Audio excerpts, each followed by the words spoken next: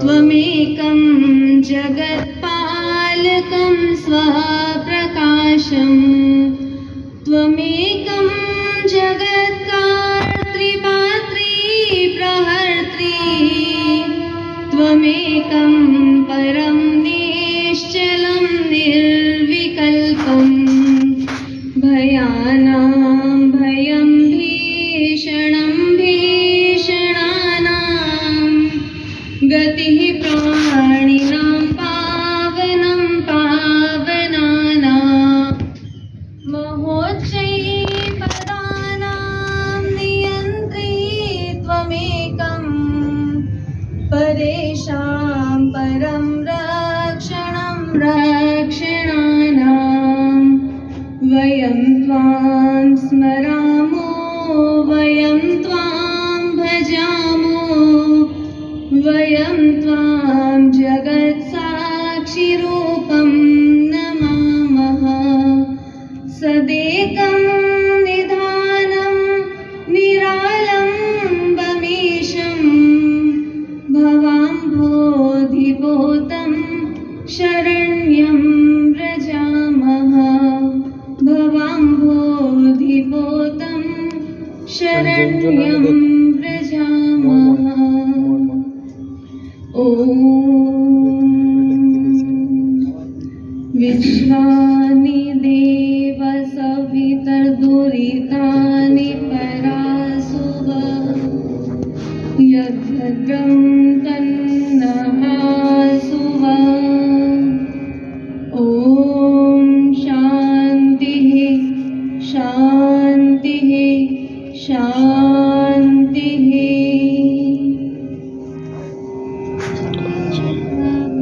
इस वेद कथा में उपस्थित आर्य जगत के समस्त विद्वद्गण, हमारे बीच में उपस्थित आदरणीय बहन उषा जी ठाकुर, प्रतिनिधि सभा के समस्त पदाधिकारीगण, धर्म प्रेमी आत्माओं, प्रतिदिन जब हम वेद कथा प्रारंभ करते हैं,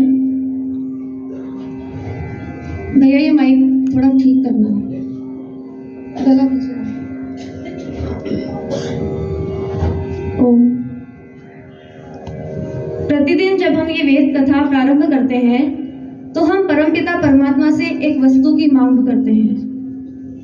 कोई बता सकता है हम क्या मांगते हैं परमपिता परमात्मा से? बुद्धि। प्रतिदिन हम परमात्मा से बुद्धि की मांग किया करते हैं। आइए आज भी हम सर्वप्रथम परमपिता परमात्मा से उस बुद्धि की मांग करते हुए, क्योंकि कहा गया है कि बुद्धि संसार की सबसे मूल्यवान वस्तु है जो कि सिर्फ मनुष्य को प्राप्त है। इसीलिए मैं आदरणीय विनोद जी से आग्रह करूंगी, वे यहाँ से गायत्री मंत्र का अर्थ सहित एक बार पाठ करेंगे। तब तक हम सभी बड़े रिलैक्स होकर के बैठ जाएंगे, फिर हम आगे की कथा प्रारंभ करेंगे। ओम भूर्भुवः स्वः तत्सवितुर्वरेण्यं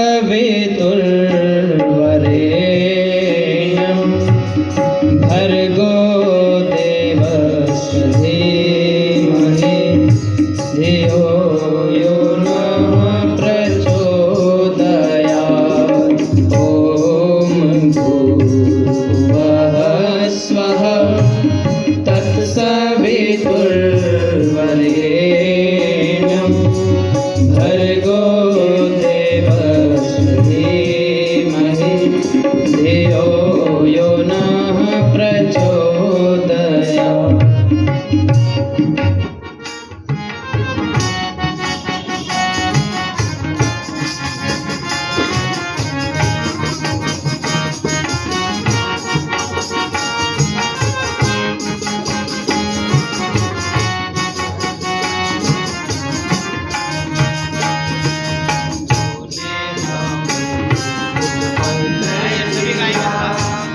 पालन कर रहा है तू, तुझसे ही पाते प्राण हम।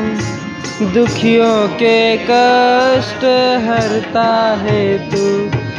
तेरा महान तेज है, छाया हुआ सभी स्थान। सृष्टि की वस्तु वस्तु में तू हो रहा है विद्यमान। तेरा ही धरते ध्यान हम, मांगते तेरी दया। ईश्वर हमारी बुद्धि को श्रेष्ठ मार्ग पर चला। दाता हमारी बुद्धि को श्रेष्ठ मार्ग पर चला। ओम भूर्भुवः स्वः तत्सवितुर्वरेण्यं भर्गो देवस्य धीमहि धियो यो नः प्रचोदयात्। धियो यो नः प्रचोदयात्। धियो यो नः प्रचोदयात्।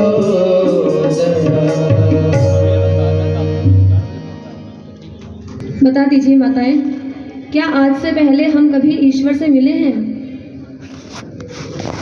क्या ईश्वर से मिलना बहुत बड़ी बात है? देखिए, यदि हमें जिस भी व्यक्ति से मिलना है, मान लीजिए हमें किसी व्यक्ति से मिलने उसके घर जाना है, पर हमें ये नहीं पता कि उस व्यक्ति का घर है कहाँ। हमें किसी से मिलना है, पर हमें ये नहीं पता कि उस व्यक्ति का सही नाम क्या है। तो क्या हम कभी भी उस व्यक्ति से मिल पाएंगे? नहीं मिल पाएंगे। आज यदि हम ये बात कहते हैं कि हम ईश्वर से नहीं मिले हैं, इसके लिए एक पहला कारण ये है कि हम लोग बहुत सारे भ्रमों में उलझे हुए हैं। कैसे भ्रम?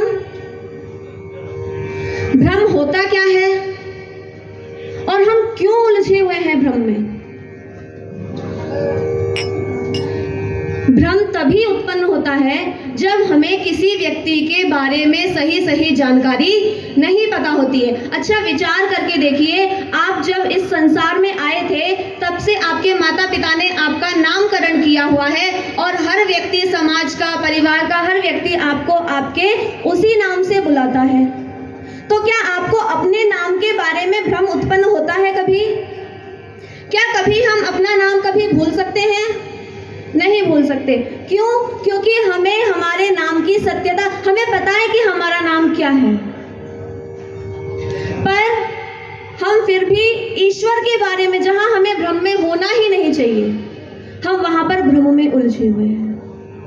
दूसरा एक कारण अभी हमारे प्रधान जी बता रहे थे कि यदि हमने किसी बात को रूढ़िबद्धता में मान लिया, अगर ये हमने मान लिया कि हमारे पूर्वज जैसा मानते आए हैं वैसा ही हम भी मानने वाले हैं, तो उन्होंने ये बात बिल्कुल सत्य कही है कि हम कभी भी आगे नहीं बढ़ सकते। यदि हमने 2 और 3 का पहाड़ा ही परिवार से सीखा है और हम 4 का नहीं सीखना चाहते हैं, वो 2 और 3 का नहीं, उससे आगे नहीं बढ़ना चाहते हैं, तो हम कभी भी नहीं बढ़ेंगे। हमें रूढ़िबद्ध जो धारणाएं हैं उनको खत्म करना होगा। ये 2 कारण मैंने बताए। पहला, हमने बहुत सारे भ्रम पाल रखे हैं ईश्वर के विषय में, और दूसरा, हमने रूढ़िबद्ध धारणाएं बना रखी हैं। एक बार क्या हुआ, 2 चींटियां थी। ये बच्चे कहाँ के हैं और बीच में कृपया खड़े ना हो, जो भी कार्य है। ये थी कि 2 बातें हैं जिससे आज हम ईश्वर से दूर हैं। पहला भ्रम है और दूसरा रूढ़िबद्ध। 2 चींटियां थी एक बार, वो दोनों चींटियां आपस में मित्र थी। एक चींटी ऐसी जगह रहती थी जहां पर शक्कर का ढेर था, और दूसरी चींटी वहां रहती थी जहां पर नमक का ढेर था। अब जो चींटी शक्कर वाले ढेर के पास रहती थी, उसने सोचा कि दूसरी वाली जो नमक के पास रहती है, यदि उसको भी मैं अपने पास में बुला लूं तो वो मेरे साथ में रह भी लेगी और उसको भी अच्छा अच्छा खाना खाने को मिल जाएगा।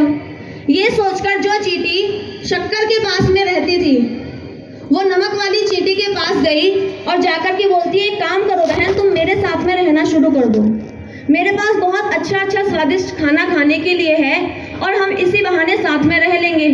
तो जो नमक वाली चींटी थी ना, ध्यान दीजिए, जो चींटी नमक के ढेर के पास रहती थी उसने मना कर दिया, बोली नहीं, मैं तो जहाँ पर हूँ वहीं ठीक हूँ और मेरे लिए जो भोजन है, जो मैं भोजन करती हूँ, यही भोजन बहुत अच्छा और पर्याप्त है।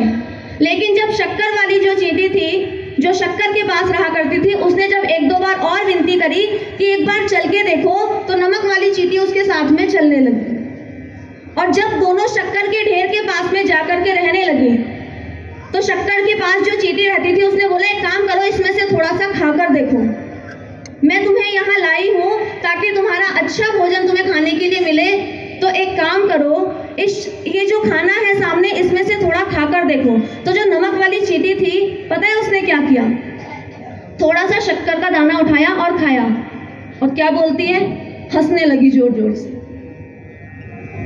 तो जो दूसरी वाली चींटी थी उसने पूछा, हंस क्यों रही हो? तो बोलती है, ये तो वही स्वाद है जो मैं छोड़ करके आई हूँ। बोली, ये तो वही स्वाद है बिल्कुल जो मैं छोड़ कर आई हूँ। तो शक्कर वाली चींटी बोलने लगी, अच्छा एक बार फिर से खाकर देखो, हो सकता है इधर उधर कुछ हो गया हो, 19-20, एक बार फिर से खा करके देखो। जब नमक वाली चींटी ने फिर से शक्कर का दाना खाया तो फिर से उसने वही उत्तर दिया, बोली नहीं, मैं गलत नहीं बोल रही हूँ, ये तो वही स्वाद है। अब जो शक्कर वाली चींटी थी वो थोड़ी आश्चर्य में आ गई, बोली अच्छा ऐसे कैसे हो सकता है?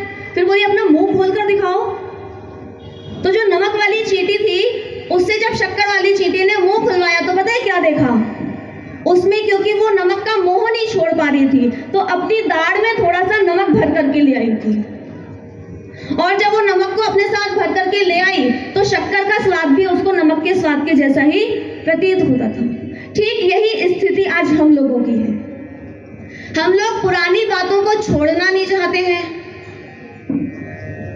और नई बातों को ग्रहण नहीं करना चाहते हैं।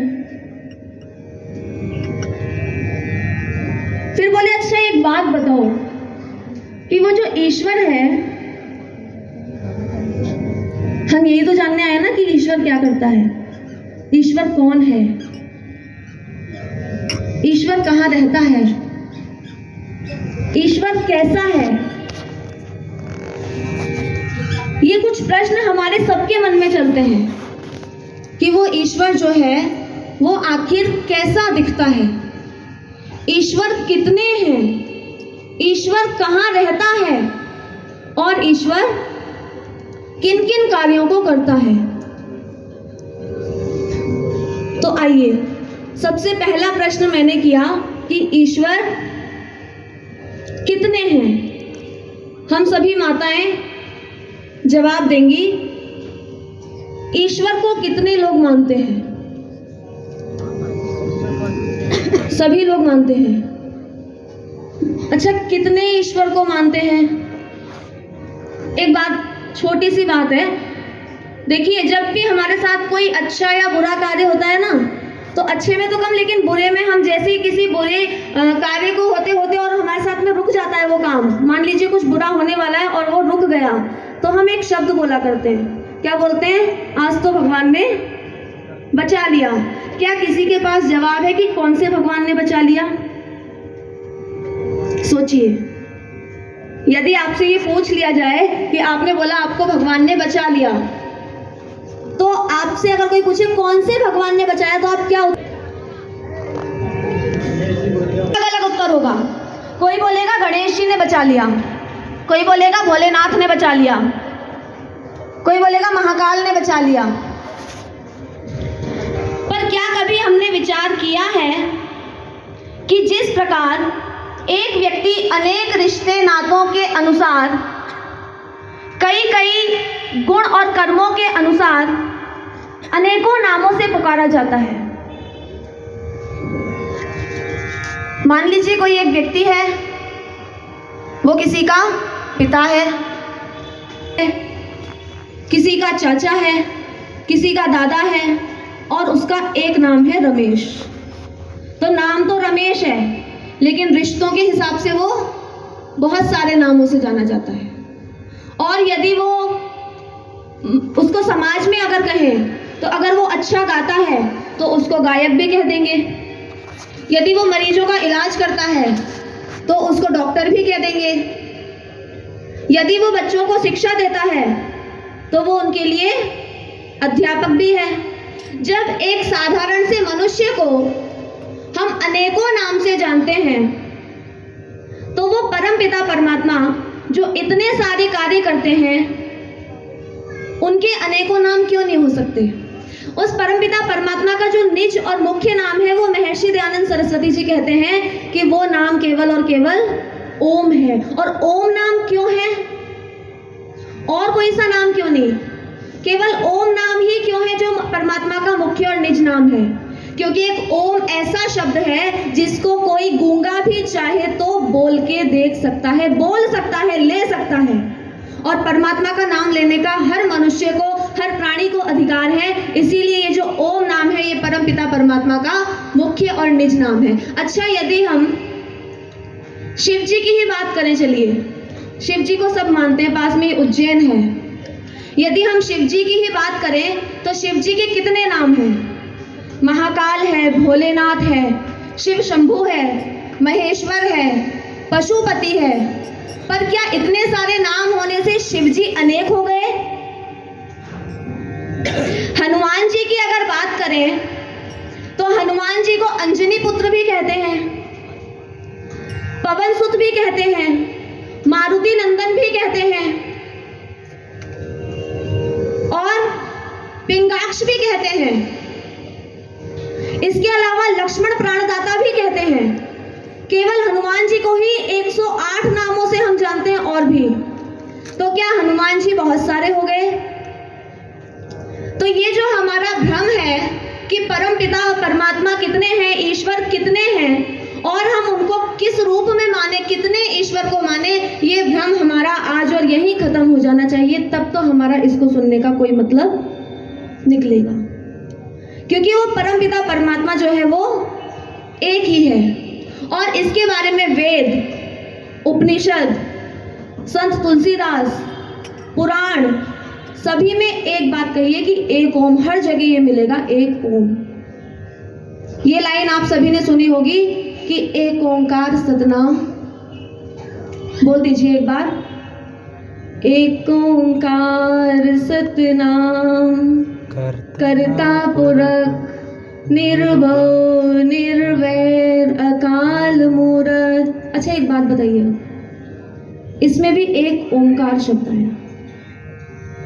केवल वेद की ही बात नहीं, इसीलिए मैंने दूसरा उदाहरण आप सभी के सामने रखा कि वेद के अलावा और भी जो है उदाहरण ये बात कहते हैं कि परमपिता परमात्मा केवल एक और एक है। लेकिन अगर वही वाली बात है, चींटी वाली, कि अगर हमने नमक का ढेला अंदर दबा रखा है तो आज जो आपको शक्कर यहाँ से मिल रही है उसका स्वाद आपको नहीं आने वाला है। इसीलिए अगर किसी के पास नमक है तो पानी पी लीजिए। पहला प्रश्न था, ईश्वर कितने हैं? मैं समझती हूँ कुछ लोगों को थोड़ी सी बात जो मैंने समझानी चाहिए समझ में आई होगी कि ईश्वर कितने हैं। दूसरा, ईश्वर कैसा है? तो ईश्वर को आज हम दो रूपों में मानते हैं। कोई कहते हैं ईश्वर साकार है और कोई कहते हैं ईश्वर निराकार है। अच्छा, साकार क्या होता है? स और आकार, यानी जिसका आकार है वो कैसा है? साकार है। आप सभी कैसे हैं? साकार है या निराकार है? साकार है। क्यों साकार है? क्योंकि हमारा आकार है और हमें लोग देख सकते हैं इन आंखों से। ये जो बाहरी आंखें हमें परमात्मा ने दी है, इनसे हम एक दूसरे को देख सकते हैं, अर्थात हम सभी क्या हैं? साकार हैं। पर परमपिता परमात्मा की बात करें तो हम उसकी भक्ति भी दो रूपों में करते हैं, सगुण और निर्गुण। सगुण क्या होती है? तो सगुण भक्ति अर्थात वो परमात्मा जो है, एक बार बोल दीजिए आर्य समाज का दूसरा नियम यदि याद है तो, ईश्वर सच्चिदानंद स्वरूप निराकार सर्वशक्तिमान न्यायकारी दयालु अजन्मा अनंत निर्विकार अनादि अनुपम सर्वाधार सर्वेश्वर सर्वव्यापक सर्वांतर्यामी और कहा अजर अमर अभय नित्य पवित्र है, उसी की उपासना करनी चाहिए। यदि हमने इस आर्य समाज के सिर्फ दूसरे नियम को ही समझ लिया होता तो हमें ईश्वर के स्वरूप को अलग से जानने की आवश्यकता नहीं होती। क्या कहा? ईश्वर कैसा है? सच्चिदानंद स्वरूप तो है ही, दूसरा क्या कहा? निराकार है, यानी कि उसका कोई आकार नहीं है, क्योंकि जिसका आकार होता है उसका आकार एक दिन खत्म हो जाता है। हम लोगों का आकार है, ये शरीर है। और गीता में एक बहुत सुंदर बात कही कि जातस्य ही ध्रुवो मृत्युर्ध्रुवम जन्म मृतस्य च, यानी जिसका इस सृष्टि पर जन्म हुआ है। अभी हम मोहित जी के भजन में भी ये बात सुन रहे थे कि जो आया है वो जाएगा और जो जाएगा वो आएगा, यानी जिसका यहाँ पर जन्म हुआ है उसकी मृत्यु भी निश्चित है, और जिसकी मृत्यु निश्चित है उसका जन्म भी फिर से निश्चित है। तो विचार करके देख लीजिए, यदि परमात्मा भी हमारी तरह जन्म ले करके और मरने लग जाए और मर करके फिर जन्म लेने लग जाए तो क्या वो परमात्मा है? क्यों? क्योंकि परमात्मा एक ही समय में पूरी सृष्टि को कंट्रोल करता है। और जिस व्यक्ति का आकार है, जैसे मान लीजिए हमारी जो आदरणीय बहन जी उषा जी बैठी हैं सामने, ये साकार हैं और ये हमारे सामने बैठी हैं, तो क्या अभी ये यहाँ पर भी हैं और इनके घर पर भी हैं? हो ही नहीं सकता, संभव ही नहीं है। क्योंकि जो भी साकार है यदि वो एक समय में एक जगह पर है तो दूसरी जगह पर होना उसका असंभव है, लेकिन परमात्मा यहाँ भी है और आप सबके घर पर भी है। इसीलिए वो ईश्वर है, इसीलिए वो निराकार है। यदि वो साकार होता तो आपकी तरह बैठ करके कहीं पर कथा सुन रहा होता। ये बहुत छोटी छोटी सी जनरल बातें हैं, लेकिन हमें बस विचार करने की आवश्यकता है। मैंने पहले भी कहा था, सिर्फ आप लोगों को स्मरण कराने की आवश्यकता है। तीसरा जो प्रश्न हमने कहा कि वो ईश्वर कहाँ रहता है, पहला प्रश्न क्या था याद है? वो रात वाली बात हो गई कि कल की बात हम भूल गए, जो कल बताई थी वो आज भूल गए, और जो अभी आज बताई वो अभी भूल गए। जाने के बाद में क्या याद रहेगा? पहला प्रश्न था कि वो ईश्वर कितने हैं, दूसरा था कि वो ईश्वर कैसा है, और अब आता है कि वो ईश्वर कहाँ रहता है। तो एक छोटी सी बात है, हम सभी ईश्वर को ढूंढने के लिए इधर उधर जाते रहते हैं। अभी हम सुन रहे थे, कहाँ कहाँ जाते हैं? काशी, मथुरा, वृंदावन, हरिद्वार, बनारस। यदि आप यहाँ हैं, इंदौर में हैं, तो आपको लगता होगा एक बार मथुरा घूमकर आना चाहिए। जब आप मथुरा में जाते होंगे तो मथुरा वालों से आप सुनते होंगे कि यहाँ के मथुरा के जो लोग हैं वो तो हरिद्वार घूमने गए हैं। फिर आप हरिद्वार में भी जाएंगे तो जो हरिद्वार के रहने वाले हैं उनसे सुनेंगे कि वो और कहीं घूमने के लिए गए हैं, वैष्णो देवी इत्यादि अलग अलग जगह गए हैं। तो परमात्मा को देखने के लिए या परमात्मा को ढूंढने के लिए हमें इधर उधर जाने की आवश्यकता है, या फिर एक प्रश्न है मेरा कि परमात्मा हर जगह पर है? बताइए, हर जगह। क्या परमात्मा एक ही जगह है या परमात्मा हर जगह पर है? हर जगह। यहाँ आप बैठे हैं, क्या यहाँ भी परमात्मा है? तो फिर हम जगह जगह ढूंढने के लिए क्यों जाते हैं? तो नहीं जाता। हाँ, यदि आपको लगता है कि वो मंदिर बहुत सुंदर बना हुआ है तो घूमने की दृष्टि से हम जा सकते हैं, साधन के लेकिन ये धारणा लेकर कि वहां जाने से हमको परमात्मा मिल जाएगा, ऐसा सोचकर जाने से परमात्मा वहां पर नहीं। परमात्मा कण कण में व्यापक है। परमात्मा कोई एक जगह जाने से नहीं मिलेगा। और ये हमारे मन में भ्रम है कि परमात्मा हमें यहां नहीं कहीं और जाकर के मिलेगा। एक बार क्या हुआ, एक ऊंट का व्यापारी था और उसके पास 100 ऊंट थे। उसने क्या किया, अपने ऊंटों को लेकर के निकल पड़ा और जब वो निकला तो रात हो गई थी चलते चलते। तो एक जगह उसने रुकने का विचार किया। जब वो वहां रुकने के लिए उसने स्थान देखा तो सामने एक बहुत बड़ी सी धर्मशाला बनी थी और उसके सामने बहुत बड़ा सा मैदान था। उसने सोचा आज की रात्रि यहीं पर व्यतीत की जाए। ऐसा सोचकर उसने अपने सारे ऊंटों को वहां मैदान में बांध दिया, लेकिन एक ऊंट ऐसा बच गया था जिसको बांधने के लिए उसके पास में ना कीला था और ना ही रस्सी थी। बाकी 99 ऊंट उसने बांध दिए थे। जो वहां धर्मशाला का मालिक था उससे उसने परमिशन ले ली कि क्या मैं यहाँ पर अंदर ठहर सकता हूँ। तो ऊंट तो उसने मैदान में बांध दिए थे और उसने अपने रुकने की व्यवस्था भी कर ली, लेकिन फिर उसने सोचा कि यदि ये एक ऊंट जो खुला रह गया है, अगर इसको मैंने बाहर ऐसे ही छोड़ दिया तो ये तो भाग जाएगा। ऐसा सोचकर वो व्यक्ति अपने ऊंटों के पास में वहीं मैदान पर ही रात बिताने के लिए रुक गया। अब जब आधी रात हुई तो वो जो सराय का मालिक था धर्मशाला का, उसने निकलकर किसी काम से वो बाहर आया होगा और उसने देखा कि ये जो ऊंटों का व्यापारी है ये तो यहीं पर जगा हुआ बैठा है। तो उसने एक प्रश्न करा, बोले एक बात बताओ, इतनी रात हो गई तुम जाकर के सोते क्यों नहीं हो? तो बोला मेरे पास एक ऊंट ऐसा बच गया है जिसको बांधने के लिए ना मेरे पास कीला है ना ही रस्सी है। यदि मैंने इसको छोड़ दिया तो ये भाग जाएगा। तो पता है उसने क्या कहा जो धर्मशाला का मालिक था? वो बोलता है एक काम करो, तुम्हारे पास हथौड़ी तो है? तो बोला हाँ वो तो है। एक काम करो, केवल इस ऊंट के सामने जाकर अभिनय करके दिखा दो। उस हथौड़े को लो और जमीन में ऐसे ठोक करके और एक रस्सी का अभिनय ऐसे उसमें घुमाओ और ऊंट को उससे बांध दो, फिर ये ऊंट कहीं नहीं जाएगा।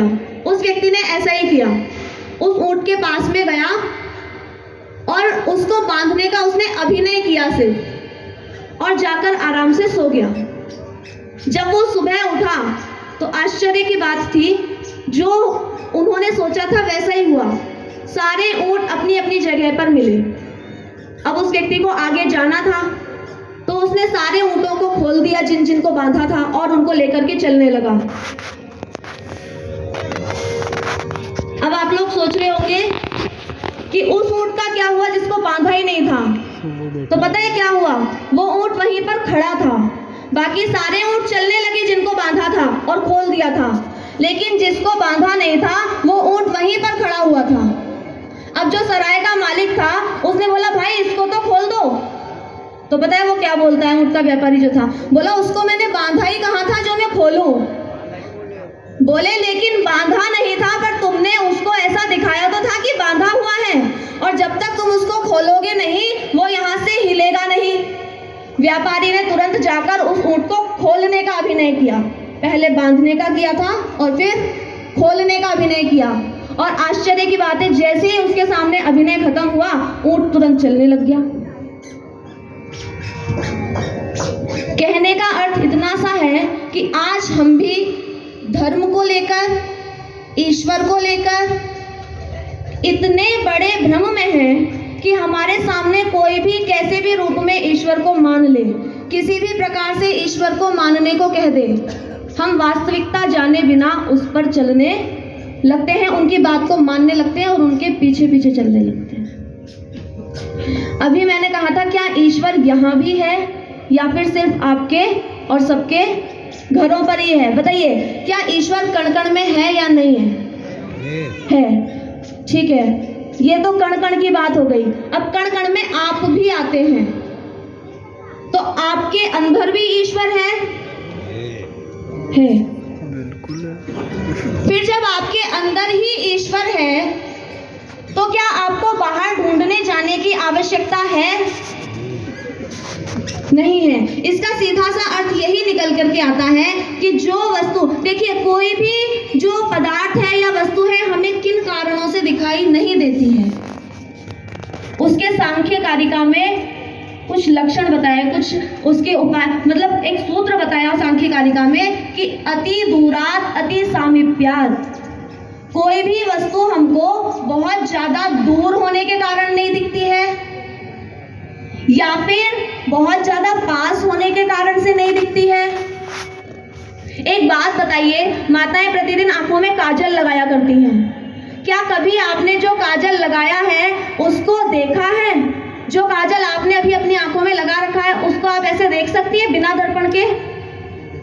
नहीं देख सकती। क्यों नहीं देख सकती? क्योंकि वो काजल हमारे बहुत पास में है। ठीक इसी प्रकार वो जो परम पिता परमात्मा है, वो हम सबके हृदय में, उसका जो रहने का स्थान बताया गया है, वो सबके हृदय में वास करता है।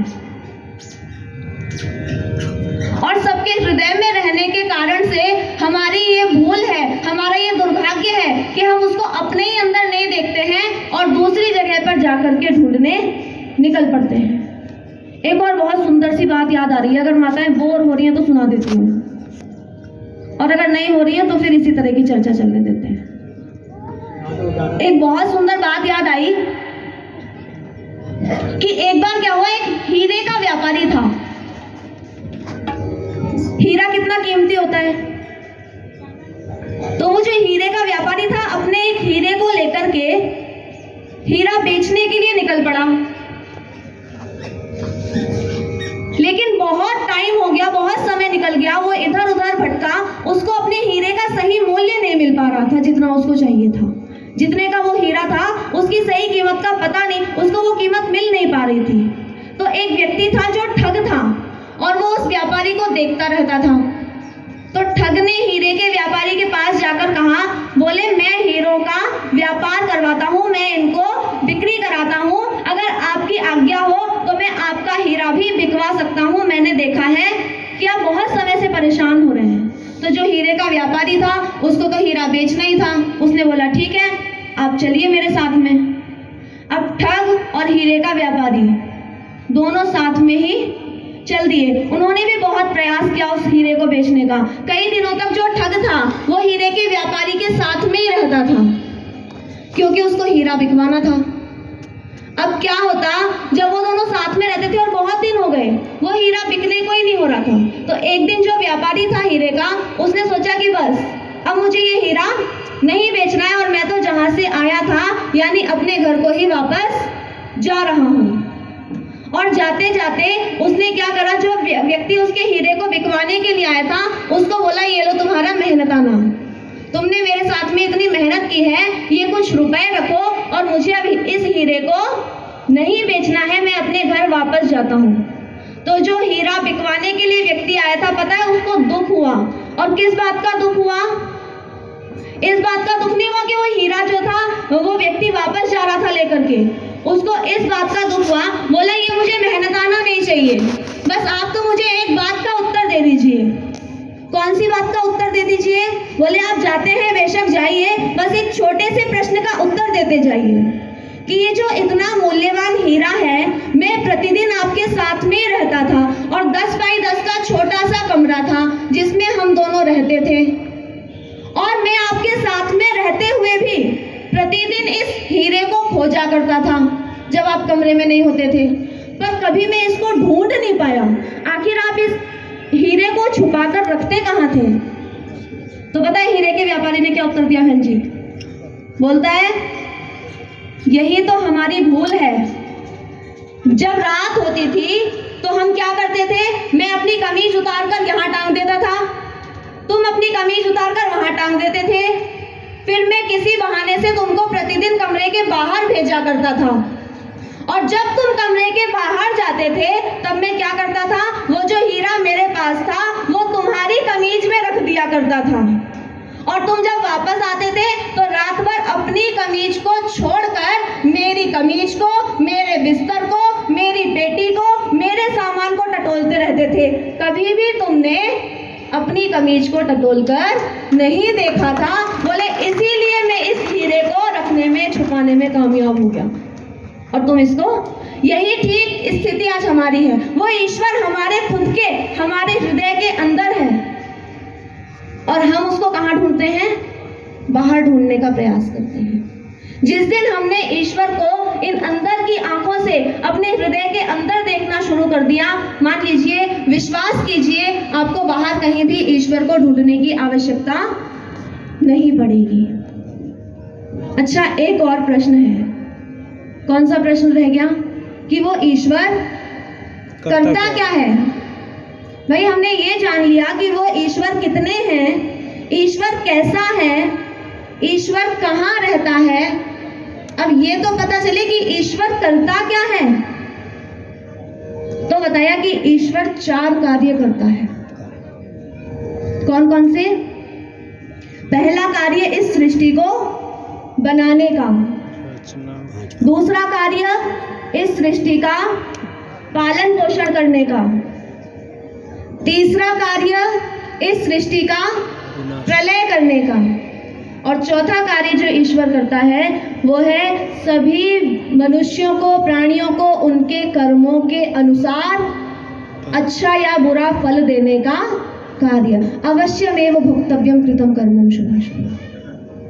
जैसा कर्म हम यहाँ करेंगे ईश्वर वो हमें अवश्य फल के रूप में वापस करेंगे। अच्छा, ये तो 4 कार्य मैंने ईश्वर के बताए। एक और कार्य है जो माताएं जानती हैं कि ईश्वर क्या करता है। हो सकता है पुरुष वर्ग भी जानते हो। पालन पोषण। क्या? हम सभी बोलते हैं। क्या बोलते हैं? ईश्वर जो करता है अच्छा ही करता है। कैसे? ये बात बिल्कुल सही है वैसे, कि ईश्वर जो भी करता है अच्छे के लिए ही करता है। एक बहुत सुंदर भजन भी तो है कि ईश्वर जो कुछ करता है अच्छा ही करता है, और मानव तू परिवर्तन से काहे को डरता है। जिस प्रकार एक माँ अपने बच्चे को जब जन्म देती है तब से लेकर जब वो बड़ा नहीं हो जाता तब तक उसकी देखभाल करती है। बच्चे को ये विश्वास होता है अपने माता पिता पर कि ये मेरे साथ में कुछ भी गलत नहीं होने देंगे। तो जब हम इस संसार में अपने माता पिता पर इतना भरोसा करते हैं तो वो परम पिता परमात्मा को हम क्या कहते हैं?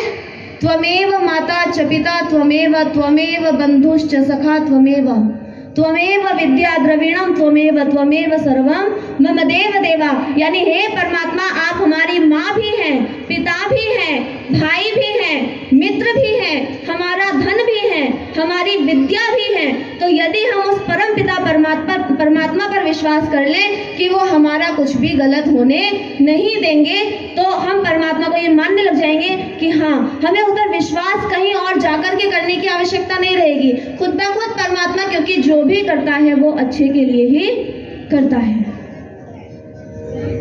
अच्छा, ये तो ईश्वर के बारे में थोड़ी सी चर्चा थी। बस एक और, क्योंकि इशारा आ रहा है मुझे और 3 बजे का समापन था, तो बस एक और प्रश्न मैं आप लोगों से करना चाहूंगी कि ईश्वर से अब बता दीजिए बस लास्ट बार कि वास्तव में कौन कौन ईश्वर से मिलना चाहते हैं। और अभी फिर मैं मिलवा देती हूँ, फिर हम बात खत्म करते हैं। अच्छा, अगर मैं ये कहूँ कि कोई भी ईश्वर से नहीं मिलना चाहता है तो आप लोग क्या कहेंगे? नहीं, मिल नहीं सकता बात नहीं है।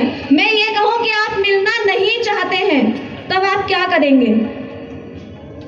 मैंने प्रश्न किया कि ईश्वर से कौन मिलना चाहते हैं, आपने सबने हाथ खड़ा किया, पर मैं कहती हूं आप ईश्वर से नहीं मिलना चाहते हैं। एक छोटा सा उदाहरण दे देती हूँ, समझ में आ जाएगा कि मैं क्या कहना चाहती हूँ। एक बार क्या हुआ, अब मुझे बार बार उदाहरण देने की आवश्यकता इसीलिए होती है क्योंकि अगर किसी भी बात को वेदों के हिसाब से सीधा सीधा बोलो तो लोग बोलते हैं गूढ़ विषय ले लिया। साधारण सी बात हर किसी को समझ में आ जाती है। एक बार क्या हुआ जो नारद जी थे, वैसे मैंने कभी नहीं देखा है नारद जी को, पर मैं बता रही हूँ कि नारद जी एक बार स्वर्ग में गए और स्वर्ग में जाकर के भगवान जी से बोलते हैं कि आप कैसे भगवान हैं, लोग धरती पर जगह जगह आपके कीर्तन करते हैं, आपका नाम लेते हैं, दिन भर आपसे मिलने के लिए परेशान होते रहते हैं, आप कैसे भगवान हैं जो यहीं बैठे हुए हैं? आप धरती पे जाके एक बार उनको दर्शन क्यों नहीं दे देते? ये समझाने के लिए बात कह रही हूँ, मैंने कभी ऐसा देखा नहीं है। तो भगवान ने क्या उत्तर दिया? बोले नारद जी, आप ये बात गलत बोल रहे हैं कि लोग मुझसे मिलना चाहते हैं। लोग मुझे नहीं चाहते, लोग कुछ और ही चाहते हैं। बोले नहीं, मैं अपनी आंखों से देख करके आया हूँ, लोग आपके लिए बहुत विचलित है, बहुत परेशान है, हर जगह आपके नाम के धर्म चल रहे हैं, कीर्तन चल रहे हैं। तो भगवान क्या बोलते हैं? बोले एक काम करो, ये विमान पड़े हुए हैं, ले जाओ और जो जो मुझसे मिलना चाहते हैं यहीं पर ले आओ। अब नारद जी ने क्या करा? विमान लिए और चल पड़े और चल के धरती पर उतार दिए। अब बहुत देर तक प्रतीक्षा करते रहे कि कोई आए जो बोले ईश्वर से मिलना है। सामने से एक 45 वर्ष के व्यक्ति आते हुए दिखाई दिए, वो जप रहे थे भगवान का नाम। तो नारद जी बोलते हैं आप ईश्वर से मिलना चाहते हैं? तो बोले हाँ हाँ, क्यों नहीं मिलना चाहेंगे, अरे इससे बड़ी खुशी की बात क्या हो सकती है कि हम परमात्मा से मिलेंगे, बिल्कुल मिलना चाहेंगे। तो बोले चलिए, ये विमान खड़ा है, इसमें बैठिए और हम आपको परमात्मा के पास लेके चलते हैं। तो बताओ उस व्यक्ति ने क्या उत्तर दिया? बोला बस थोड़ा सा समय दे दो, 1 हफ्ते बाद मेरे बेटे की शादी है, बस वो शादी हो जाए फिर मैं चलने को तैयार हूँ। अब नारद जी वापस 8 दिन बाद वापस आए, बोलते हैं बेटे की शादी हो गई? बोले हाँ, शादी तो हो गई, बहू भी बड़ी सुंदर आई है, बड़ी सेवा भी करती है। तो बोले अच्छा, अब चले भगवान से मिलने? तो उस व्यक्ति ने नारद जी को क्या उत्तर दिया? अभी अभी तो शादी हुई है, बहू की गोद और हरी हो जाए फिर चल लेंगे। नारद जी ने बोला चलो ठीक है। 1 साल के लिए नारद जी वापस चले गए और 1 साल बाद फिर वापस आए। फिर वापस आके कहते हैं 1 साल बाद अब तो बहू की गोद भी हरी हो गई। तो बोला हाँ, पुत्र उत्पन्न हुआ है और बड़ा ही सुंदर है, गोल मटोल है, गोरा है, टुकुर टुकुर बड़ी बड़ी आंखों से देखता है तो बड़ा अच्छा लगता है। तो नारद जी बोले चलो ये तुम्हारी अच्छी बात है कि मनोकामना पूरी हो गई, तुमने अपना मतलब पोता देख लिया, अब चलो भगवान से मिलने। तो क्या बोलता है? अभी बहुत छोटा है, अभी अभी तो जन्म लिया है, जो मेरा पुत्र है ना वो थोड़ा मूर्ख है, वो इसको संभाल नहीं पाएगा, बस ये थोड़ा सा बड़ा हो जाए फिर चल लेंगे। नारद जी ने बोला चलो ठीक है, एक और मौका दिया। अब नारद जी 5 साल बाद आए भाई साहब, और 5 साल बाद जब आकर नारद जी ने उस व्यक्ति से बोला कि अब तो पोता 5 साल का हो गया, चलो अब चलते हैं भगवान से मिलने। तो बोलता है नहीं, अभी तो इसने खेलना शुरू ही किया है, इसको थोड़ा स्कूल जाने लायक हो जाने दो, थोड़ा ये अपने आप को संभालने लायक हो जाए फिर चलते हैं। नारद जी बोले चलो ठीक है। अब की बार नारद जी आए 15 साल बाद। अब जब 15 साल बाद आए नारद जी, तो वो आकर के बोलते हैं कि हे महानुभाव, जो भी उनके लिए उन्होंने संबोधन किया होगा, कि अब एक बात बताओ, आपने जितने भी काम बोले थे वो तो हो गए हैं, अब आपका पोता भी बड़ा हो गया। पोता तो बड़ा हो गया लेकिन वो क्या 45 साल के ही रहेंगे? उनकी उम्र भी और 20 साल आगे चली गई। तो बोले क्या अब चले भगवान से मिलने? तो वो क्या उत्तर देता है जो व्यक्ति था? बोला मेरे ही पीछे क्यों पड़े हो स्वर्ग ले जाने के लिए? तुम्हें संसार में इतने सारे लोग हैं, करोड़ों अरबों लोग हैं, खाली मैं ही दिखाई देता हूँ, जाके किसी और को क्यों नहीं कहते हो? अब विचार कीजिए, यदि हम परमात्मा से मिलना चाहते हैं तो परमात्मा अगर हमें मौका देता है तो हम क्यों उसे छोड़ते हैं? बस ये छोटी सी बात आप सभी को समझाने का प्रयास किया कि परमात्मा क्या है, परमात्मा कैसे मिलेगा, परमात्मा किन कार्यों को करता है, और परमात्मा कितने हैं? एक है।